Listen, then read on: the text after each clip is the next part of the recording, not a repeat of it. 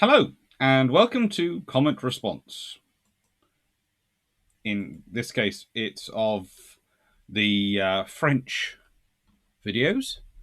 I've done two of them on the French. What if the French Navy in 1940 had continued fighting? And I'm going to start off with on the live, and then I'm going to go to the comments on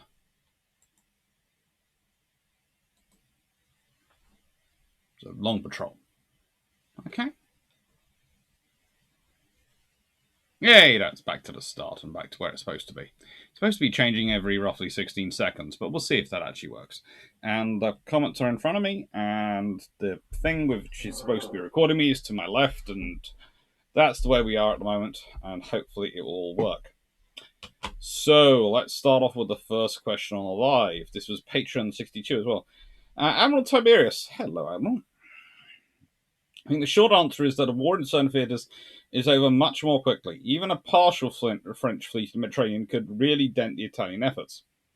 And of course, what kind of knock-on effects they have on the North African landings? Would they even happen at all? Probably not, because where the French fleet goes in North Africa, the North African colony goes, and probably mostly foreign colonies do as well. So you probably don't have to do Madagascar, you don't have to do Torch, you don't have to set up Force H. This is all quite a big knock-on impact. Or to be far different from what we actually experience. You may not need to divert scarce resources to Madagascar and Syria, unlikely at all to do so, and which means that the Far East probably gets shored up earlier because we consider where did the troops from for Syria come from? They came from the Far East. It's interesting. Todd Webb, I'd like to imagine in a timeline where the French join the Allies, Admiral Darlan's fate is like that of Major Streber in Casablanca. There are many things which could happen to Admiral Darlan under these circumstances. He could also be the one who replaces de Gaulle, but we'll leave that to one side. Phil Vanderlaan, 19th century cruiser, USS Olympia. Lots of people second that one. Maybe. Thank you, Colin Cameron. Steve Molly, what if the Operation Citadel never happened and Stalin sat and watched Western Europe and America tear itself apart? My question is, what would have happened then? The other side of the question happens earlier. What if the Allies had been successful at Gallipoli? Would the revolution have happened? I've looked at the Gallipoli one before. I think there's an old video on that. If there isn't, I'll have to go back and do it, because I'm sure I discussed that one before. As for if Operational Citadel never happened, ooh.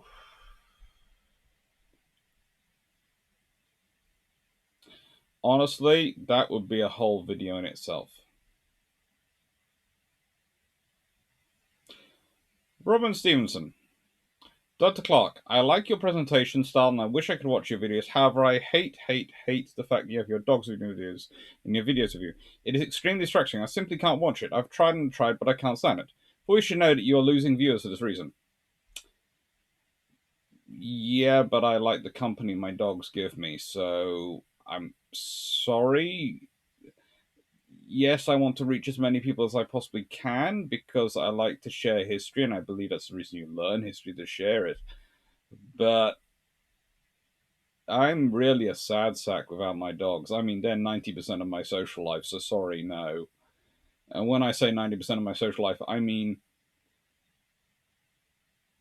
I, on average, seem to go out with friends or meet up with friends like once a week. And I work from home a lot. And my family is quite busy. So yeah, my dogs are not only 90% of the social life, they're probably 90% of the people of the other biological things I interact with on a day-to-day basis. So yeah, they're staying. I'm sorry it upsets you so, but yeah, that's not changing. Fight for a global First Amendment. Always nice to have a good thing to fight for. Dr. Clarke, could you please do a video that covers a list of sources by navy, age, or topic? Say ships, navies, and technologies of the 17th century, 18th century, age of sail, general age of steam, steel, including steamships, ironclads, all those things.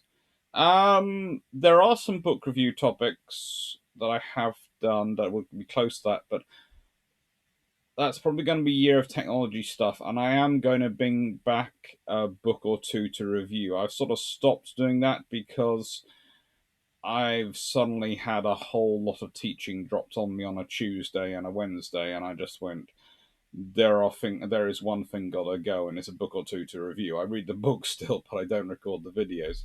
Mainly because recording them on my laptop is just causes endless fun, because if you do get anything wrong, you have to restart it. This is one of the things. Once I get the PC set up, and then eventually when the video and recording system which I want to get comes available again, or something similar to that comes available again, I will hopefully be in a far better position. I think I'll be in a far better position with this equipment with the PC than I am with the laptop, because the poor laptop is being overworked to the nth degree. But yeah, there are plans. And then if that makes it easier, then I'll be able to produce more videos. Richard Cuts. The biggest problem I see with the French fighting on is keeping their ships and guns operating. First, the French are using metric, whilst the British and the US are using imperial measurement systems. Second, the French in most cases use their own ammunition sizes, whilst the possible exception of 15-inch, 8-inch, and 6-inch guns, and that presupposes that common-size UK or US ammo will work in French guns. Finally, after a few hundred rounds, the barrels will have to be realigned and replaced, a problem the Russians are dealing with right now in Ukraine. Nanek, who did it? To be honest, once the ammo supply is used up, realigning the guns in US yards would mean they could be realigned with liners more suitable to the US-UK production and calibers, and that would probably be the same in the UK yards. I would also add Hugh Fisher then goes on, well, later in the war, the USA could manufacture new 380mm 15-inch shells for Rickaloo. Britain in 1940 might not have had enough spare factory capacity for ammo, but they could start tooling up for when the French stocks run out. For smaller guns, most likely the just mass replacement by British equivalents. When the French destroyers and cruisers joined the Allies in 1943, they lost all the light guns in favour of 20 and 40mm, and usually one of the 5 destroyer main guns replaced by a British AA gun. If the French ships joined in 1940, I could imagine destroyers being refitted with British 4.5-inch dual or 4.7-inch, or American 5-inch single mounts once the Americans joined the war. Cruisers and up would get 4-inch single or dual in place of the small secondary guns. That is more than likely what would happen. You would have to do certain things.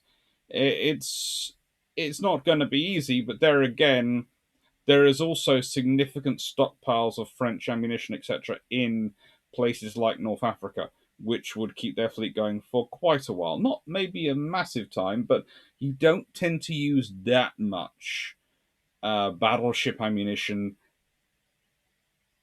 every day. It will keep you going a few months. It's kind of a special occasion when a battleship actually gets in a fight and fires a lot of shells. That's why they tend to automatically be called a battle, and therefore they manage to get credits far above what destroyers do when they do fighting far more regularly. Marcus Franconium. It could have been interesting if the French fleet actually got its orders to transfer the core of the Navy ships to the Indian Ocean in the last days of the Battle for France. It opens up some interesting possibilities, as their navy would be in a similar pickle as the Dutch and having overseas territories, and would probably keep the French sailors from quitting the war. As many of the French ships that did make it to Britain had hardly any crews, or none at all, after the French surrender. This is why I made the point of saying, with the French Navy, they seem to go as a block, so they'd either stay or they'd go, and that's why I felt actually it was a viable thing to discuss. The outcome in Europe would have stayed the same, but the Indian Ocean and Far East would have been a total different dynamic, as its colonies, like the Dutch East Indies, stayed neutral, and probably would have acted the same, and I could see more cooperation with the Free French and Dutch, as the Dutch East Indies was to remain neutral during this time, and France, 3 forces on even Vichy France, prefer it to stay neutral in the Far East as well, and with enough ships out there, they would certainly have a stronger case for neutrality, although they'd still have a problem defending it. 2 neutral nations teaming up is not uncommon, but there again, there's not much they can really support each other. Fuel supplies in Dutch East Indies would have made it viable for the French major units, though you are right in that. With the attack on Pearl Harbor in December 1941, Abdaf would be a force impressive. In particular, if the 2 Dunkirk class or Rickaloo class ships were in the region. It would be the 2 Dunkirks. It's an interesting scenario because you could have a huge battle force out there. The British would still needed to build Force H, but they wouldn't have had to conduct Mers al Kabir because the French Navy would be stuck at the other side of the Suez Canal, and the British would be fairly happy with that one. Um, let's see, they're stuck in the Far East. Interesting, and conversely enough, you probably get a reinforcement of Singapore with airstrike units and various other things because of the worry of the French ships trying to go renegade and get back. That's a justification as well in the wartime. For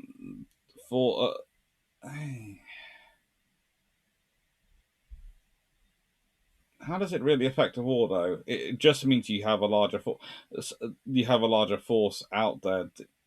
The French ships.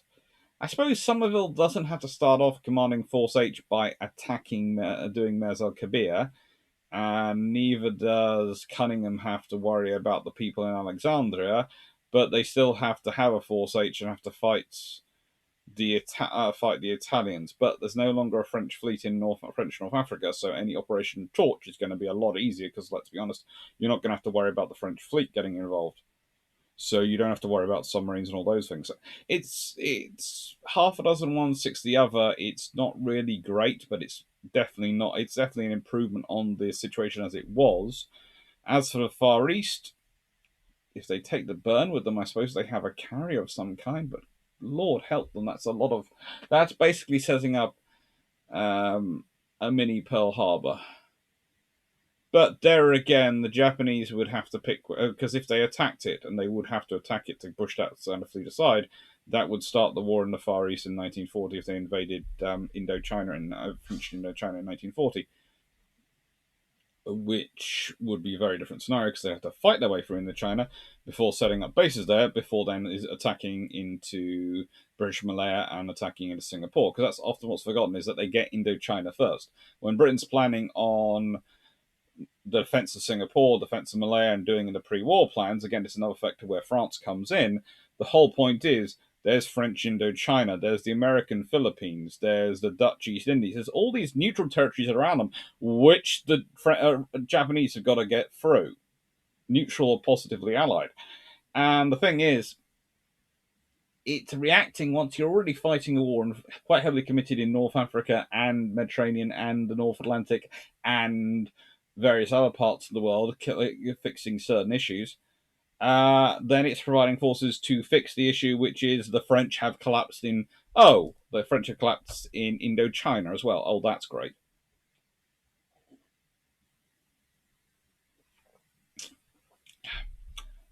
Leslie Mitchell, I like you. You said Royal Navy battleships are boring and Royal Navy destroyers are interesting. Whilst I will not quite go so far as saying that Royal Navy battleships are boring, I don't think any group which includes vessels like HMS Dreadnought, which literally reverses over a submarine to make sure it sunk it, and HMS Warspite, which basically goes around the world going, "Come on if you think you're hard enough," can ever be described as boring. But I do like you for saying destroyers are interesting. Your you buy them HMS Kelly tomorrow. Your dad worked on Daring's engines, and it was one of the first Navy model I built with him. Oh, that's cool. That is cool. Abdeel Express from Tunisia to Malta. That would pretty much be it. That would be if the French have gone with the Allies and the French North Africa and that's what's going on. And basically, the Italian North Africa probably collapses with forces coming from both directions under that scenario. And the supply route to Malta is far more easier. Plus, you have pretty much an air bridge because you can pretty much fly aircraft from French North Africa from Tunisia to Malta. So when I say an air bridge, I mean if you get fighters instead of you having to do a whole operation with a carrier coming and loaded with fighters to launch fighters to get them to Malta. You just send them to North Africa. They fly along the coast of North Africa, various different bases, stop off, get to Tunisia, have a snooze. Next morning, fly crisply to Malta.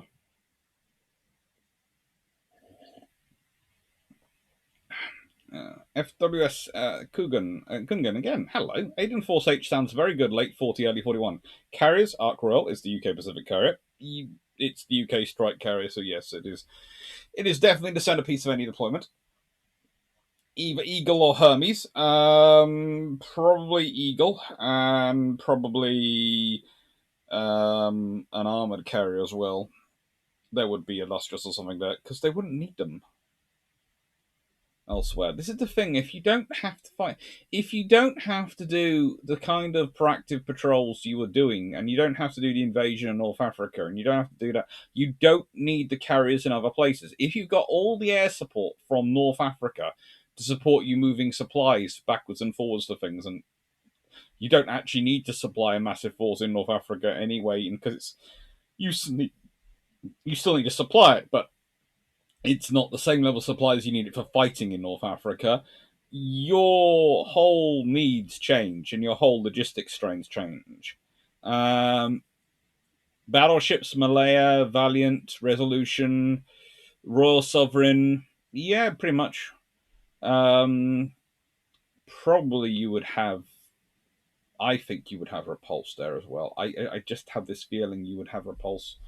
They would want something fast, but they would want the better, faster assets in the Atlantic, so I think it'd be a Repulse. Not so heavy cruisers, Berwick, Kent, light cruisers, Sheffield, Glasgow, Ajax, Neptune, no Refuser. I think you'd have Birmingham out there. This is going to sound terrible, but Birmingham and Liverpool just have a history in the Far East of causing trouble for the Japanese, and I think you would have those two there. Ajax, Neptune, Aerofuser, probably. Bonaventure, Phoebe, Dido, light AA cruisers, cool. 6 to 8 tribals, 6 to 8 destroyers. Probably you would have more than 6 to 8 destroyers. I think you probably have. Oh, you probably have a Force K load of heavy destroyers, a couple of J's, a Dutch, and a couple of tribals as one of your heavy strike flotillas. And you probably have a couple more flotillas of destroyers as ASW escorts. So they might even be hunts by this point, but probably not. They'd probably be older destroyers. A significant force, easy to bring to either the Med or to East, depending on what happens. Sitting in Aden, Aden is one spot potentially for them to sit in. It does keep them further this way in the ocean.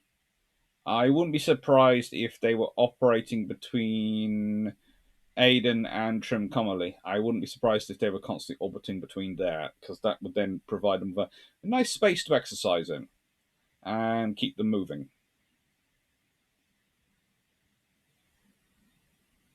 Depending on what happens, also, it's a place to send ships in the Med that need some time off the war, so names will change over time, and you need more carriers in the East. Oh, bring the Med Fleet carriers over, and now you have 4 carriers instead of 2.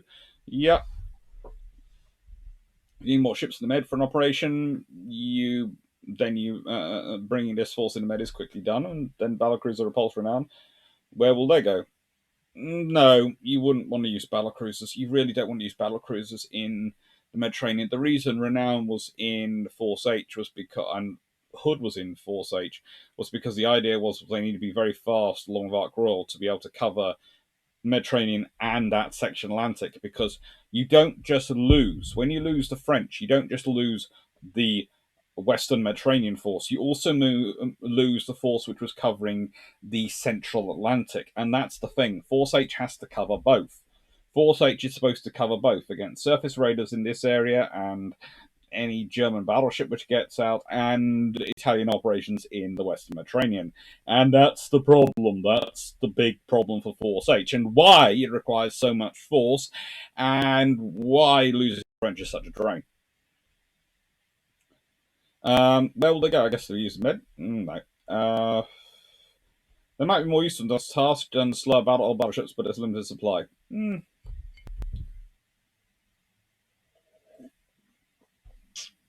You'd also have less of a strain on the King George V, because you could keep Warspite and Queen Elizabeth in the Atlantic force. Especially if, and this is going to sound strange, right? So if the French stay on your side, and so you can have Force H, and you therefore have Ark Royal free. Probably she goes to the Mediterranean Fleet. Probably her and an armored carrier, Illustrious and Eagle, are all part of the Mediterranean Fleet. As I've said before, if you have free carriers, then you are more likely to do preventative maintenance on Eagle. It's something you do. You don't take you don't need to take the risk, so you still have two carriers available. So that means you could have had free carriers, Ark Royal, Illustrious, and Eagle, involved in Taranto, and just consider the sheer storm of swordfish and skewers which could be used at that point. Now, I have no doubt that Cunningham would still come along with his battle fleet, hoping the Italians would come out afterwards. But I also have no doubt that the only ship which the Italians would have available for the next 12 to 18 months would be the Giglio Cesare. And that's if the skewers didn't find her.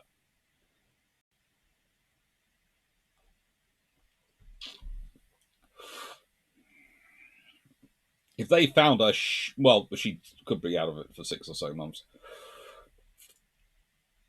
If they decided to actually devote any resources to rebuilding it, because remember, she's an older battleship, so they might not. They might go, we have to concentrate on getting these newer ones finished. Or they might go, frigating, we can't repair any of those. Get Roma in the water as quickly as possible. That's what we have to focus on. At which point, the British are probably sort of planning on a heavy bomber raid on Roma, and she gets the full Tirpitz treatment. Michael Cooch, read the turn to Japanese. If the Med is no longer sucking up all the resources, then there is no need to redeploy all the town class from the Far East. Therefore, the British look, we can totally marmalize your trade. Aren't you glad we're at peace? Don't you think it's a good idea to keep things that way? Strategy is still viable. True. Additionally, with a less active Med and fewer land battles, then the Indian divisions historically went to North Africa could be withdrawn and sent to the Far East. Malaya with a well-trained Indian divisions rather than the green formations are tough enough to crack, especially if the same thing applies to the Australian divisions as well. And there'll also be some probably fairly decent British armour divisions there to support them, because, or at least a decent armoured brigade brought from North Africa, because you don't need to bring it home. You're building up enough brigades there, but you do need a kernel of an armoured formation in the Far East if you're going to be able to defend those territories and also possibly attack. And that's what the British are going to be thinking about, attacking. And if you bring some armour, a decent armoured brigade, or at least decent people from an armed brigade, you could also start training up the Chinese and keep the the interesting road going with the supplies, and maybe give the Chinese some tanks to keep the Japanese really interested. My coach, the French wouldn't necessarily have built their own aircraft carrier. Historically, the British couldn't crew all the Audacious class light fleet carriers. Audacious class, I don't. Audacious class aren't light fleet carriers. They're fleets. Oh, but they couldn't crew all the light fleet carriers either, which are different groups. So they might sell one or two to the French, potentially. Scipio Africanus, hello, I haven't seen a cover for you in a while. For scenario 2, the fight continues in metropolitan France. How long could France hold out? I would think it'd be maybe a few weeks. The Germans would control France entirely indirectly. I think that if the Germans are bogged down in France, the Soviet Union overruns Europe on the up to the Rhine. The Red Army still will steamroll all the way to the French border, barring logistics can be worked out. On another note, will you do a video on Inver Gordon mutiny? Another fine video. Thank you, Doctor. Thank you, Scipio. Maybe on the Inver Gordon mutiny. Now, here is my thing. I don't agree on Germany going further into France. And my reasoning for this is a colleague of mine from when I was doing my PhD, who was absolutely obsessed with logistics and probably could teach logistics to, I don't know, the British Army's Royal Logistics Corps' best NCOs. Well, definitely logistics history, maybe not logistics practicality. Anyway, so I don't agree on Germany going further in France. Their logistics was creaking, verging on collapsing. It's smoke and mirrors. They pushed as hard as possibly they could. They massively outpaced their planned logistics, and whilst with pauses they managed to get back going. If the fight had gone on for longer, a lot of their stuff would either no longer be serviceable or have not have the fuel to move. That's the reality of the Germans towards the end. There's a reason they take the time they do before launching Operation Barbarossa, before doing all the things they do. They're just They can't do it. The German war machine is the most paper mache machine put together you can possibly imagine. I can't really describe it as anything more than that. It's like when they signed the Pact of Iron between Germany and Italy. Germany's promised that there's no war till 1942. So they've still got years to prepare. And they start working on that idea. And, it's the Pact of Steel. And the Pact of Iron's a different one. One of them. It's a Pact of Steel or Iron. Sorry, brain's not 100%. You can tell me in the comments which one it is. Rather than me looking up. I'll know if you've watched this far. The Red Army will. It's a case of the Italians aren't prepared. The Germans aren't even prepared. They're still having fast-moving armored units, and then having other units which are depending upon horse-drawn carriages. Having logistics, which is 75% horses, is one of the statistics I read, and I think that sort of pertains to it devolved to 75% horses because the other the stuff that they were using kept breaking down is just absurd.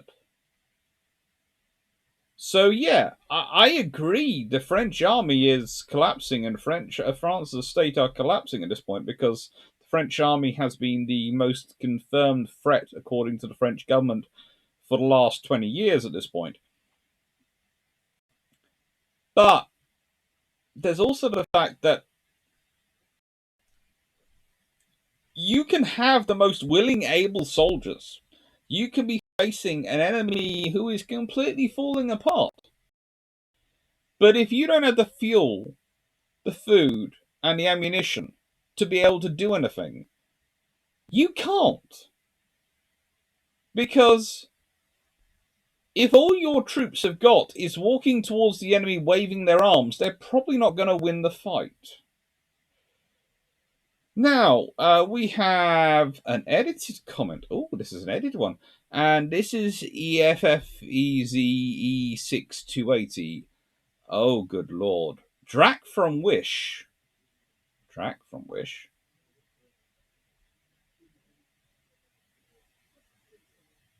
I'm trying to remember which one of us is older, actually, me or Drac. Now, I think he might be slightly older, but I'm not 100% sure. But I don't think I would describe that. Is that supposed to be an insult? Calling me my best friend? That's not really an insult, you know.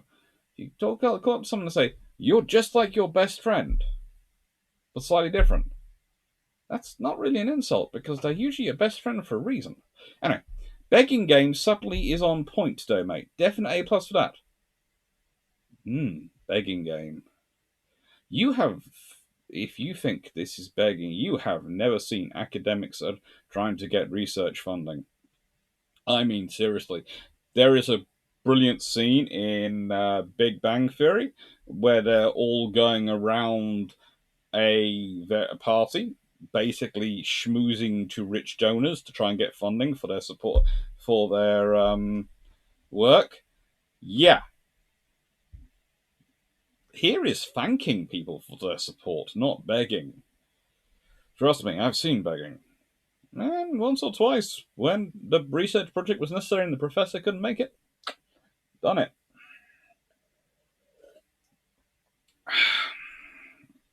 Hey, where else are you going to get the money to do the history? Was more involved in the poor me fantasy story than the subject one. Not really. Okay. I'm going to answer this one mainly because I find it kind of funny.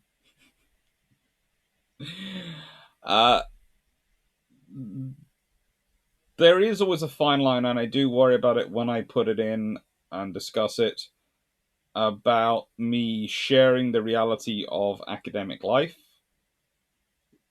versus me and me. Mm.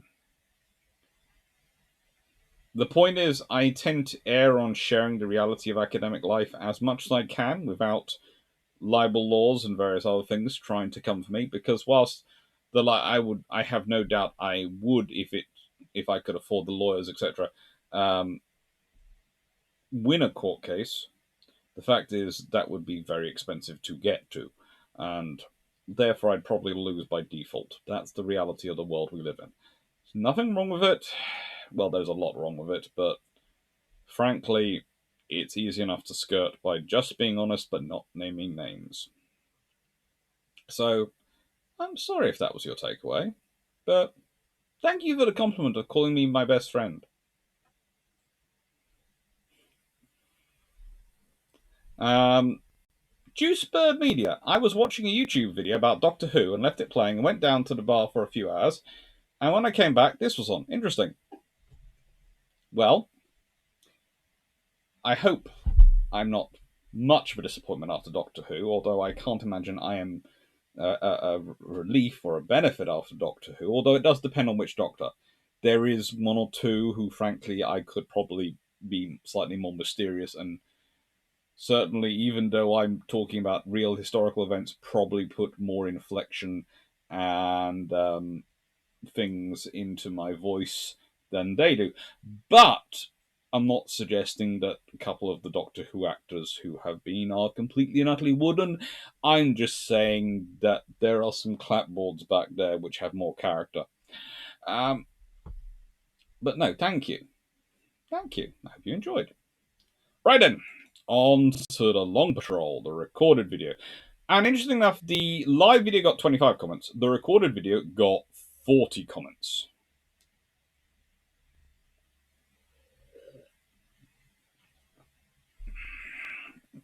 And I'm still not quite sure how that worked out, but it did.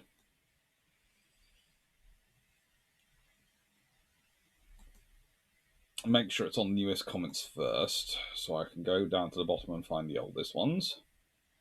Ooh, good lord, there's a lot of comments.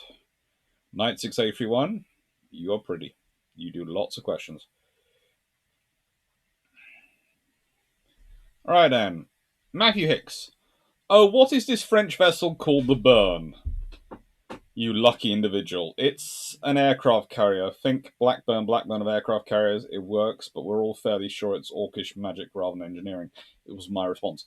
I would say there is currently doing quite well in voting on Patreon. When this goes live, it will still be live. When I checked it this morning, there had been about 110 votes, I think, cast overall, and everyone's allowed to vote for their favourites, so you know they can vote as many as they like.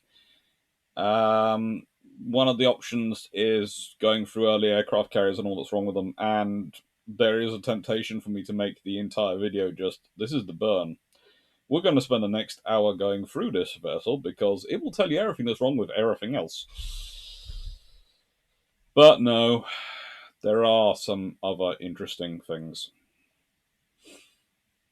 Matthew Hicks, I can see I've been under the impression the French didn't have a carrier at all at that time. That's the thing. It's so bad the French try very hard to give the impression they didn't have one. You know, it's one of those things. The French have one of the first proper aircraft carriers theoretically in the world, and yet the French do their level best to pretend it didn't exist. I mean, their level best.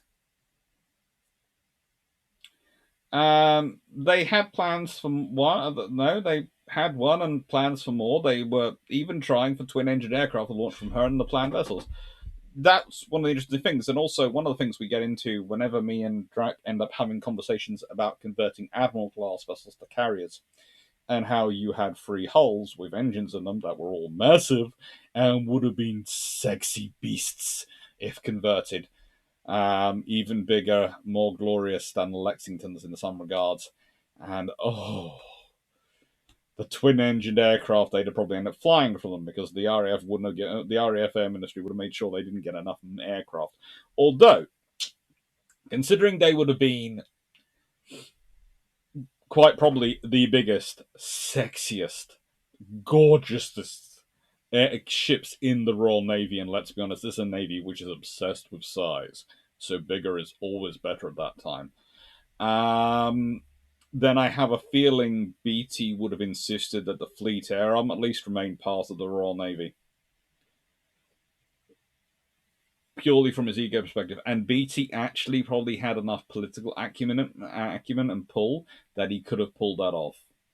Basically, it'd been a case of, oh, you guys get long range patrol aircraft, you get all the land based aircraft, but we're keeping the aircraft which are going to fly from carriers. They're going to stay part of the Royal Navy. Phil Vanderlaan. In Scottish, it means small child. That's rather appropriate. From Marcus Franconium. A French battleship turned into a carrier. Let's say it's not as good as more proof of concept than an actual decent carrier. A slow 20-knot carrier with limited space for aircraft. In the end, it was turned into an aircraft transport. Funny enough, it was retired in 1967. Got Jagat. This is cool. It's not Eagle, but it's HMS Eagle, but it's HMS Eagle's slower French cousin. Yeah. David McIntyre. More the Blackburn twin Blackburn than the Blackburn Blackburn. It was an interesting thing. And this is the point. The French actually can design beautiful things and amazing things. This is one reason why. Look, I don't agree with taking the out of nations who just can't do any better. That's just wrong. Okay, they're designing the best they can do. But this is the point is about France, is they can design things which are up here. So when they do things which are down here, you can take the hoot out of them. And it's the same with the British and the Americans and the Japanese. They are capable of designing up here. So when they design down here, it's like the Russians are capable of designing up here. It's just they always tend to build down here. You have to, this is part of the joys of naval history. Marcus Franconium. Well, if the stories are actual basis of military planning, preparing for what is going on to happen on assumptions, the fact that World War II started far earlier than even the Germans expected is something different, as wars somehow never come at the time you expect. No, that's because politicians are involved, and politicians do things based on image rather than reality. And they have been doing this for a very, very long time. We forget this occasionally every now and again because we are confused because occasionally a politician comes along who is so good at interpreting image they actually see reality. It's amazing. It's rare. I mean, in British history, I can name like 6. And even they can't do it for their whole career. They only have that they can manage to achieve it for certain moments and certain points in time. I personally not that keen on him, but Tony Blair, Margaret Thatcher as well, Winston Churchill again at certain points, Lloyd George again, and they are so good at understanding the image and projecting the image they actually understand reality. Peel, and well,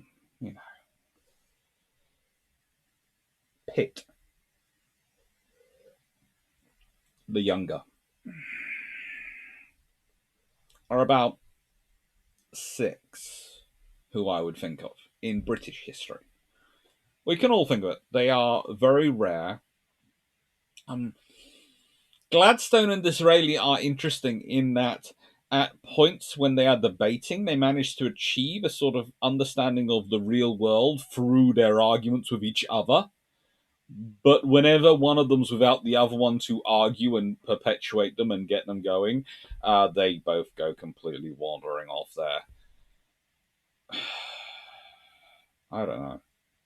And I have to say, Tony Blair was better when he had William Hague as his opposition. Because William Hague was good at debating him and kept Blair on his toes.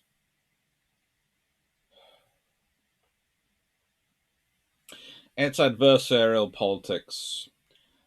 You need both a good opposition and a good government to actually have good government. if one of them's bad, then the other one doesn't have any reason to be good. And usually it becomes a self-fulfilling, mutually supporting prophecy of terribleness. Anyway, the infrastructure question is a good idea, a good one, as if you look at the naval build-up and other military orders, construction of infrastructure pre-1939, when clouds of war were forming in countries that people say had very little infrastructure or never could afford a military build-up or construction of defense and procurement of weapons, suddenly boasted dockyards being constructed and massive amounts of ships and aircraft being built. Fund into experimental equipment became available. Good example is if anyone asks was Project 1047 ever going to be reality, you can say yes, as they in fact build a dry dock, construct one of these battle cruisers. It still exists in Rotterdam. It does. It's a useful dry dock. But the fact is, you have to build the infrastructure before you can build the ship. And that's one of the problems. Because they haven't maintained or kept the infrastructure at pace, that adds delays onto the construction project and delays things. Many nations started huge naval construction programs, and what their capacity was can be seen by what was ordered and what was laid down on the construction during the 1938-40 period. As both France and Britain actually expected to go on the offensive in 1941 after building up a significant force, including aid to the Finns. Sadly, war has no time schedule and pushes nations into situations where nobody is ready. True. As 1941 would be a much better time period to have a war if the Germans actually started in 1944. As planned, the Allies might have been fighting the Russians instead of Germany when war would break out. So you can see that planning and what-if scenarios go hand in hand. Playing chess is similar. You look at the form of all the played pieces of the game, and you find what if I did this move instead. And life is a chessboard. There are trillions of possibilities that can come out of those 64 little squares with just one move. Oh, that's true. Land. Correction. If it started later than the Navy was expecting, the German economy was paying for realm a Ponzi scheme called the Mifo bills, and so Germany needed to invade now in order to pillage Europe to get the funds they need to pay the interest. Okay, I can see your point for that, Rob, but actually, the reality was not. They didn't think there would be a war till probably 1945, 46. And there's a reason I say this, because that's a timeline that the infrastructure, they've got one dry dock built that can build the H-class. And that's one dry dock and that's not completed till 1942. So yeah, that's not really gonna be ready to build your ship anytime soon. Let's be honest. Let's say build it. That's going to take at least 2 years on top of that of it being constructed. So that's going to be 1944, and then getting into service, commissioning. Probably 1945, you actually have a ship viable. So yeah, the fact is, we can talk all we want about the German economy. The German economy was running hot and terribly run. But just because it's being terribly run doesn't mean they were planning on war earlier. It just means they're terrible at economics. You see, the problem is people look for a logical rationale behind the Nazis and their ability to run economics, and there isn't really one. The presumption is because they've made so many bad economic decisions that they must be planning on war earlier, because that would be a logical assumption. But that itself is a logical fallacy. After, there, before, because of. It's not. It's a case of they end up going to war earlier a bit than they wanted because of political miscalculation by Hitler. They had no idea what to do about the economic position, but they really didn't understand the economic position they were creating either. So they were blessed by that bit. Ignorance is a bliss, I'm told. Ignorance is a bliss. Okay. Gottjäger. A post-war France led by an admiral who would almost certainly be less Anglophobic than de Gaulle would change some things. Minor things, like there not being a first, second, or third in the China Wars, no Falklands War, no first or second or Gulf War. My reasoning being that de Gaulle kicked the English, actually Australians and Indians, out of Indochina before they were finished, then they would have defeated the Viet Cong. This avoids the first in the China War. France's failed attempt to put down the Vietnamese nationalists, meaning the 1954 Geneva Conference doesn't happen, so the second in the China War doesn't happen, meaning all the backstabbing that the communists got up to in the war doesn't happen, so the third in the China War doesn't happen. I mean, I wouldn't want to guess who would be in charge of Vietnam, but whoever it was, they'd be anti-communist and presumably gain independence in 1960 like the rest of the French colonies. My reasoning for there not being a Falklands War is simple. France would be building a Verdun or two, and they would be enough.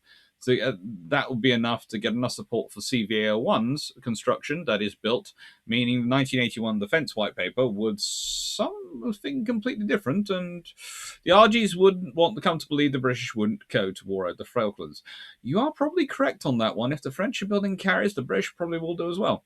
The Peace de Resistance 1966 Defence White Paper justification of the construction of the CVA-1 carriers could only be the reaffirming of British interest in the Far East, meaning, among other things, its Arab protectorates, meaning that Saddam would know Britain would go to war with him, and consequently America would almost certainly do so if he invaded Kuwait. There may even be an Operation Vantage as carriers sat off the coast. And so the first Gulf War is avoided, meaning just about everyone doesn't come to hate Saddam, and so the second Gulf War doesn't happen, though this is at the expense of making the aid and emergency louder, longer, and bloodier. Not to mention France not withdrawing from NATO's military command structure, meaning the Maginot Line gets kept because that was a NATO thing, meaning the doctrine defensive lines across Europe will be kept rather than the forward defence of the inner German border, meaning things like the Aegis line are kept and new ones will also be built. There would also be cultural changes of the lack of Vietnam War, British membership in the coal and steel community from the beginning, alternatively the coal and steel community never forming, its purpose being that France, or rather de Gaulle, could guarantee access to the sun's resources, after all, meaning the coal and steel community, consequently the EU, may never even exist, or an unrecognisably different French domestic political history. I think that's an awful from M16171. I do agree. I think that's an awful lot of speculation based on that one change of leadership. It might make for a great alternative history novel, but I can't bring myself to think of it as more than wishful thinking. Having said that, all the bad things you assumed would not happen, even if we take them as a given history, would have put other bad things in there to replace them. That's just the way these things seem to work sometimes. Maybe the Gulf War didn't happen because France decided to stay in NATO, and that somehow kicked off the Third World War in 1972. There's always something. If I could join you in speculating, I think a closer relationship with France and England in the 50s or 60s, particularly if they were close enough to advance the common market earlier, might have made for some very strange freeway politics during the Cold War. It could have led to a different formation of the European Union. I wouldn't be surprised if the European common market forms up in a way, but I also wouldn't be surprised if the British did join it. If I could see it structured so that it includes all the British Commonwealth and colonies as well as the French ones, etc., and it could become almost a world economic community. I could see that happening because I think that's in the British 1950s would have got pushed for that. So I think you could have had a world economic community sort of thing, or it might even be called a Commonwealth economic community. The French might go along with it being called the Commonwealth economic community as well, because it becomes the Commonwealth, or the economic Commonwealth community, or the I don't know, something like that. I think the CEC would work quite well. This Commonwealth economic community, but I think you would have a whole world economic community, which would be very interesting today for things like China, etc., and all the issues of managing that. It could change things quite dramatically. Guy Yoga, can a response? With regards to bad things, of course, a less belligerent French government could see NATO intervention in Algeria and Aden, which could spiral into war between the West and a Soviet-supported Ba'athist Arab Union. Without being destructive of Vietnam, America may respond with overwhelming force to the Korean DMZ conflict, starting a nuclear war with China, though the only people China can nuke at the time would be Japan, Malaysia, India, the Philippines, Indochina, and parts of Indonesia. That would easily kill more people than the Indochina wars. Without soul-searching and well-awareness of the Vietnam War, the Americans could be much more belligerent in the 70s, with the CIA leading uprising after uprising in Eastern Europe, which could have started World War III. There are plenty of ways this could go much worse for everyone, but I see any of those instances being individually less likely than the Iraq War not happening, which is itself quite a stretch. Last year, Argentina would go toward the UK no matter how powerful the British are, because Argentine junta is so unpopular they cannot afford to wait. No, they'd probably invaded Chile instead. And the Argentinians decided to invade the Falklands because they believed the UK was unwilling and unable to defend it. Whatever 1981 defence white paper ends up saying in this timeline, it will not indicate that. In this timeline, Operation Soberana would be the cheaper, more likely to see option, so Argentina wouldn't go toward Chile. Front, maybe, but remember they might decide to just do it regardless, as dictatorships do not act rationally when backed into a corner. No, but they have got previous form of looking at deciding whether Britain or Chile and going for Chile because Chile was considered economically more sensible,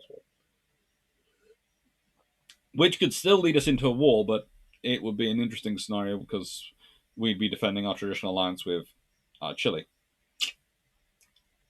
Dear Brock, thank you, Dr. Clarke. I'll have to go back and watch this again and start plotting out the third book in my alternate history series. Interesting. I'll look forward to reading it some point.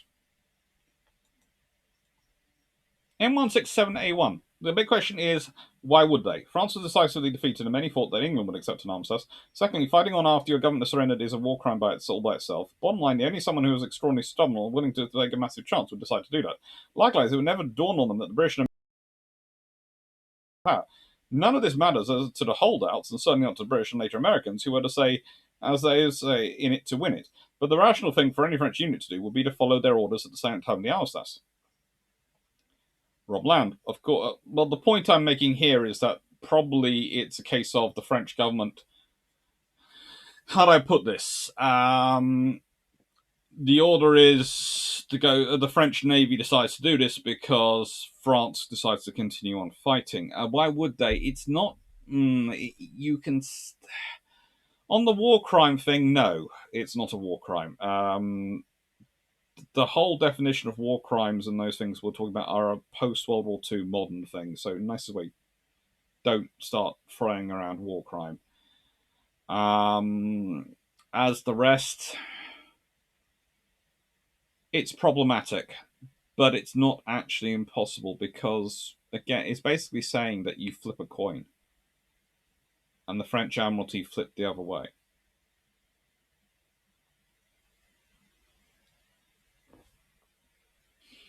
Basically, the decision that the French Navy might make is to continue fighting is actually what they'd already planned. They had been shipping gold and things to Canada. So there's almost an argument to say that the French had already laid the ground for them doing this. They'd shipped gold, they'd shipped supplies, they'd shipped resources to Canada, they'd shipped munitions manufacturing capabilities, I think, to Canada as well, some of the technical schematics, etc. So they had already done all that. So they'd already laid the ground for their navy to carry on fighting, and then they didn't. So it's almost the opposite of what they prepared for. Robland, of course, Vichy was going to be attacked. You don't just leave a war without suffering consequences. And also, you are allied with Britain, which has made Copenhagening a verb. Calvin Gasberg explained that I added in the Copenhagening bit myself. Calvin Gasberg, I'll explain around 5620, and it's also in a what if scenario explained in the beginning. Yeah. Crosbow 7. Cool. I would think anybody with a backbone would at least be tempted to fight against the country invaded theirs. That's what did happen to the Free French, the Norwegians, the Polish, and the concept isn't a personal choice. It would be the French Navy going en masse, as already explained. They would have been following orders. They would have had Germany taking over the entire country, so definite ramifications. I don't think Germany would have taken over the entire country. There's a reason. If you take over the entire country, you need to garrison that country. So your troops to do anything else are suddenly sucked up. Okay? The logistics, as I explained, there's a limit to what the Germans can do. I think they would accept it. The Vichy government would go, well, it's the Navy. The army surrendered, but the Navy are the Navy. They're Anglos. They blame the Navy. Yeah. And as I said, the Navy would take with it as many people as it could. So if you can take civilians and take everyone else with you, you do. Nice hearing. So it seems the Russian Navy, after suffering their Hood moment, it's not a Hood moment or not really a Belgrano movement, seeing as like I say, as I said, it's more a sort of Toronto Force Z possibly moment. In other discussions, we've asked me this in a live, an entire sideline by 2 anti-ship missiles. No. Wayne's World of Science Technology. Hello, Wayne. The two most dangerous words in any language are what if, yes. Got the 15-minute mark and have a new patron suggestion. Wonder how this would have impacted Japanese military thought. Okay, you covered that. You know the implications of just the British Pacific Fleet with Ark Royal and 2 other carriers playing hide and seek with the Japanese fleet and waiting for nightfall would be interesting. Down there's another Punisher on question. Yeah, this is the point. If you have... Let's put it this way. you had this all operations that are going on. You get the Italian fleet largely taken out in the Mediterranean. You don't have to do those exercises, those big convoys. Suddenly, the carriers that you were assigning to the Mediterranean fleet don't need to be there. You don't get the learning and knowledge of the Mediterranean battles, which is problematic, or as much. But you do get your fleet air arms being blooded, and they're still going to be doing the operations they're going to be doing. But you probably end up with, as I said, Ark Royal, Illustrious, and Eagle, at least in the Indian Ocean. And also, if you think about it from this perspective, that means they're safe from German submarines because they are miles away from where German submarines could reach. The German submarines, I do know, get out to the Far East and operate from the Far East during World War II, but that's because they have a base there thanks to the Japanese, etc. And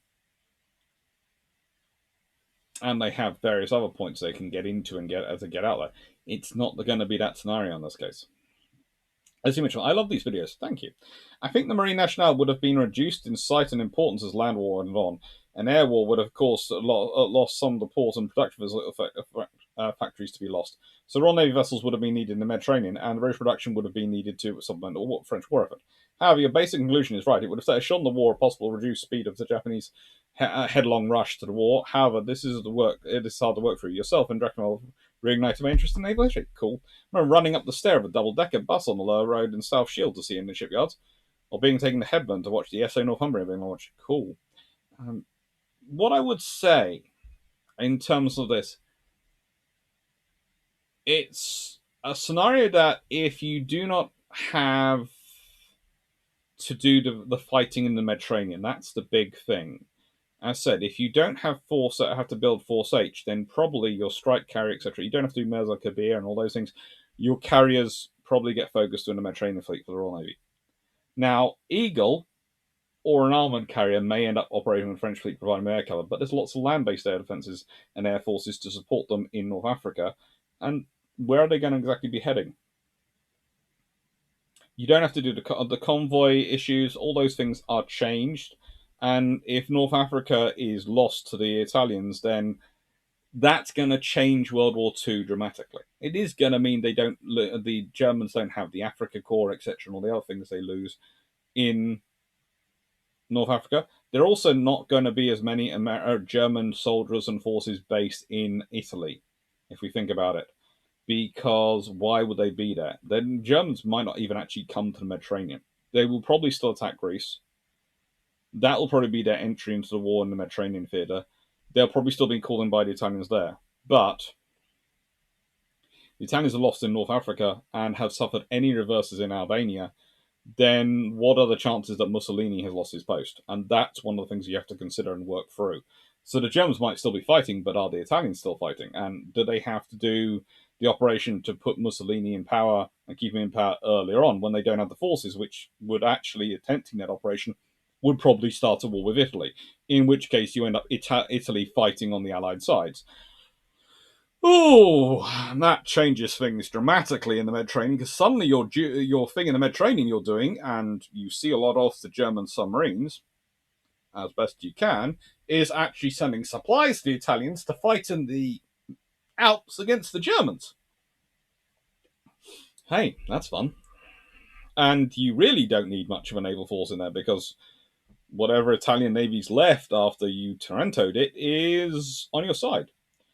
Decision. I wonder if under France fights on scenario, if Ricklews get finished and Dunkirks get rearmed with 15s, makes logistics way easier. Also, I think the Japanese still fight just because they'd lost any leadership small enough to not go full stupid. I actually did have a couple who were very good and who were not going full stupid. They lose much faster as they have no opening victories. There's probably still some opening victories. I wouldn't be surprised if they still did Pearl Harbor, but it's going to be. It would be. I think it would be delayed. I see 6831. Picture and audio have sync issues. I'm sorry. I hope they're. Well, I apologize. Then there was a brew ships questions. I don't need to get into those. Bonus. I found your presentation of a what-if scenario most gripping. The extent of your knowledge of the ships potentially involved and the outcome of your site changes to what actually happened, i.e. France not giving a final on create situations that would have significant outcomes. All this made up history, keeping awareness of what's going on is a fantasy without forgetting what actually happened is an amazing skill. It's This is going to sound terrible. It's amongst my colleagues, it's quite a common skill. We have to be able to do this because when you're teaching war studies, especially, and when you're involved in war studies, you have to be able to give people scenarios to learn from. And yes, I've talked through before. I often start off discussions in the sci-fi, then I go to the ancient history, then I go to more recent history, and then I go to current affairs. And so I work them through that way. But you also do some what if analysis along the way of changing the event sometimes to give people something to learn from and to think about how these things change. Because one of the first things I learned, and one of the first things you try and teach, is that strategy is not a if you do A, I do B, that results in C. It's not that clear cut. Strategy is about reading the situation and going, if they do A, my options are B through G, and each one of them will have consequences. Some of those consequences are good, some of those consequences are bad. And it's working out which one of those and weighing up from those, which one of those is the best option for you.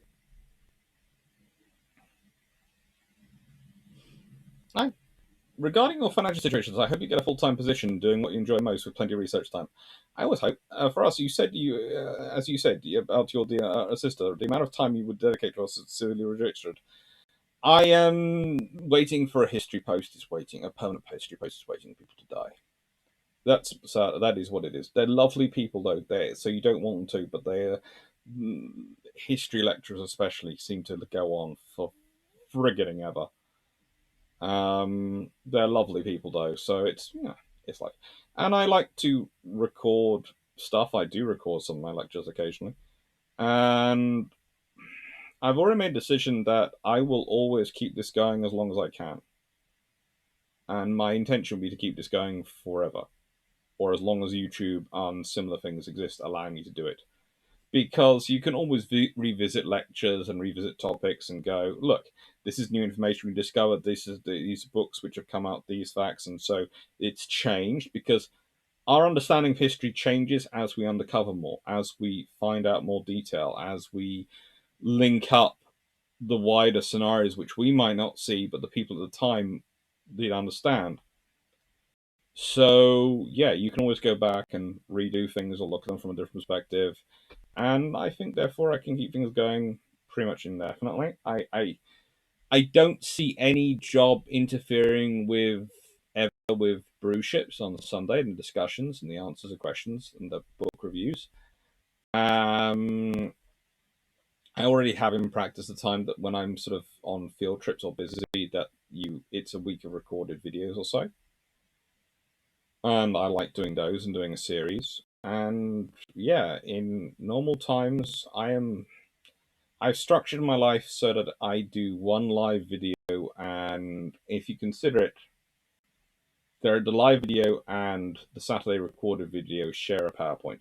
They share, so it's one PowerPoint I have to make for that, one PowerPoint I have to make for the Tuesday video, and then the Friday video is comment response mostly, which is fairly easy for me to do because again the slides are done, or I put up a UAD or something, and I'm just answering your questions. So yeah, I don't want it to see. I'm not trying to minimize it because it does take time. I would think for every hour you see, in terms of recorded, I probably spend about 3 to 4 hours on it because I want to make it as good for you as I can do. But yeah, I think it's doable. Even with I am also slightly different from my sister in that as much as I love her and I do care for her, I have always had this ability to say no to joining committees where she says yes to all of them. And that's because she's fundamentally a nicer person than me. And fundamentally, I go, when I'm offered a committee, and I go, right then, do I need to do this committee to advance my career? If so, I'll do it. If not, is it something which I really care about? If so, I will also do it. If it's not something I care about, and it's not something that'll advance my career, then it's no. I have other things I need to do my time on. Thank you, Paul. Crossbow 7. Hello. And I'm deciding that's what CROZB07 means. Crossbow 7 is what I'm going for. This is very interesting. I always wondered what happened if they would continue to fight in colonies. I think the second scenario is optimistic. They would have had a very difficult time in holding on to any territory in France. It's literally not a case of holding on to territory in France, it's just that the Germans had reached the end of where they could advance to. Then it's a race to see whether the French can actually rearm their army with radios and decent communication systems more quickly than the Germans can actually fix the logistics system. I would say it's half a dozen of one, 6 of the other in terms of chances. I wouldn't want to put I wouldn't put anything other than either way bet on it. If I was in charge, I'd probably surrender France itself, but I would have ordered all the armed forces to try and make their way to the French colonies or the UK. That includes any land forces that could be saved, the French Air Force, especially Navy. The battle balloon was much easier with French pilots. I'd think that this would have knocked out Italy early and at least shortened the war by a year minimum. Possibly could have made it into 2 separate wars. This is a very real thing you have got to consider. If you've got the larger British fleet in the Indian Ocean and maybe even an Anglo-French fleet in the Indian Ocean and Dutch formation formed up, then the Japanese then have to factor that into their thinking and their analysis and their plans, and they don't get Indochina. So that might put the war in the Far East back to starting in 1942, 43. And if Italy falls out the war in, well, let's put it this way, if they lose North Africa and then they lose Albania, they fall out the war in maybe 1940, maybe even 1940. Then you have the scenario that what happens with the war in Europe? What happens with the war in Europe? And if you've now got Italy fighting Germany on the Alpine border, you also have the reality there for the British, etc., and for anyone else. Okay, those French forces in North Africa, if they want to go home, they can go to the French armies and troops can form up, reform themselves in North Africa, ship across the sea to Italy, and then advance through the southern version of Maginot Line, waving French flags. Probably the French troops let them in as liberators, and you then have a problem because you have British troops again, French troops liberating France coming from Italy. You have the Italians fighting the Germans in the Alps. The Germans going, "Oh, good lord," and the British going, "Hello." We are posturing like full on pit, as if we're going to do an amphibious assault onto your northern European territories, or Norway, etc. What do you do? And you just present them with a dilemma.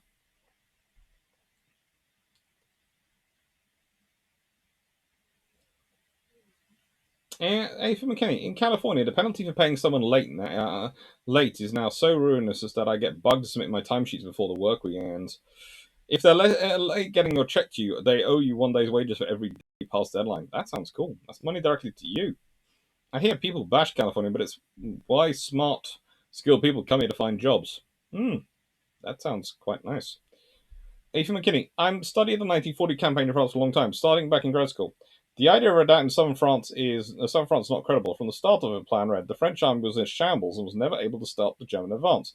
There simply was not enough French units to hold a line. They could hold crossroads, but they couldn't avoid being bypassed and having to fall back. Moreover, major French war industries had been overrun, and many others were under evacuation to the south, possibly to embark for North Africa. Those were no longer producing for the French army. Overall, French industry was losing the race to produce enough equipment to keep their falling forces in the field.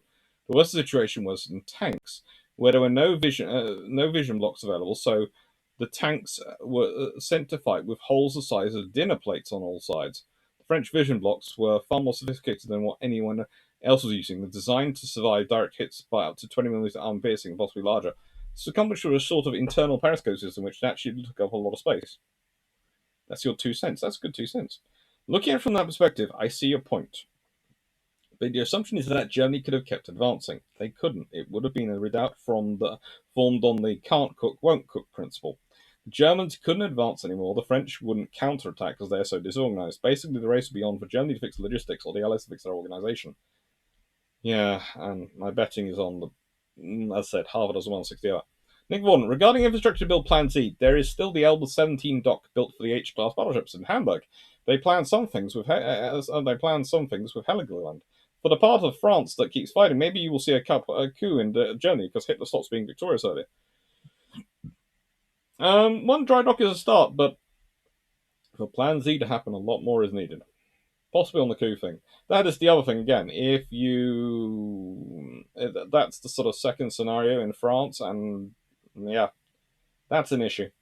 Especially if Italy then loses. If France continues on fighting, and Italy loses in North Africa and in Albania, then Italy, as I said, probably has a coup, which, depending on whether Hitler decides to support Mussolini, could lead to the Italians, because they probably fail at this point, sort of trying to support Mussolini, especially as they're fighting France, joining the Allies again, and it's kind of a rerun of World War One, where the Italians and French are fighting us against the Germans and, well, the German-Austrian Empire.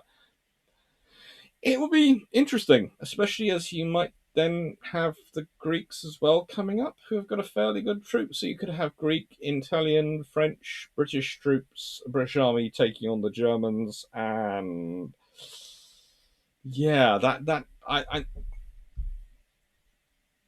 could be interesting, especially at that point in the war. Um, the thing is, it alone needed until 1942 to complete in terms of the Elbe 17 dry dock. So we don't know how many more dry docks and other things they would try to build, but I'm sure they wouldn't get the fuel to sail the ships even if they somehow managed to build them. That's the other fun thing.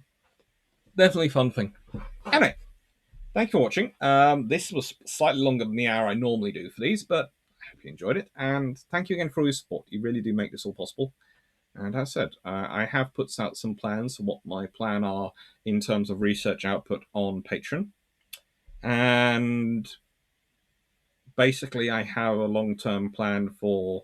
Well, I have 3 plans running through my head. One of them is the plan if I get an academic post. One is the plan if I don't get an academic post, and one's if I get a part-time academic post permanently.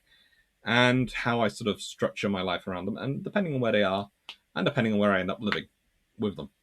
Anyway, thank you very much. Thank you very much for your support. You make it all possible, and take care.